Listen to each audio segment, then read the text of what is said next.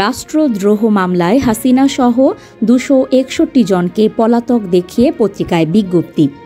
রাষ্ট্রদ্রোহের মামলায় সাবেক প্রধানমন্ত্রী শেখ হাসিনা সহ ২৬১ আসামিকে পলাতক দেখিয়ে পত্রিকায় বিজ্ঞপ্তি প্রকাশ করেছে পুলিশের অপরাধ তদন্ত বিভাগ সিআইডি। এ মামলায় এখন পর্যন্ত ২৫ জনকে গ্রেফতার করেছে পুলিশ। ঢাকা মহানগর ম্যাজিস্ট্রেট আদালতের আদেশের ভিত্তিতে শুক্রবার দুটি দৈনিকে এ বিজ্ঞপ্তি প্রকাশ করা হয় বলে সিআইডির সংবাদ বিজ্ঞপ্তিতে বলা হয়েছে। জয় বাংলা ব্রিগেডের জুম মিটিংয়ে যোগ দিয়ে অন্তর্বর্তী সরকারকে উৎখাতের ষড়যন্ত্র করার অভিযোগে এই মামলা করা হয়।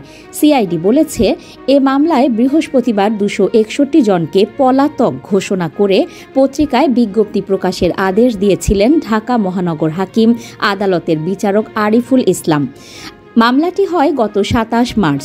বাদী হন সিআইডির সহকারী পুলিশ সুপার মোহাম্মদ এনামুল হক। গত ৩০ জুলাই শেখ হাসিনা সহ ২৮৬ জনকে আসামি করে তিনি আদালতে অভিযোগপত্র জমা দেন।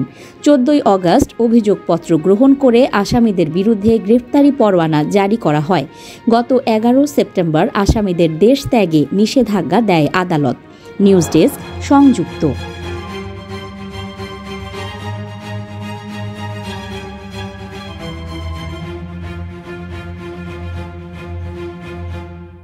সাবস্ক্রাইব করে সংযুক্তের সঙ্গে থাকুন।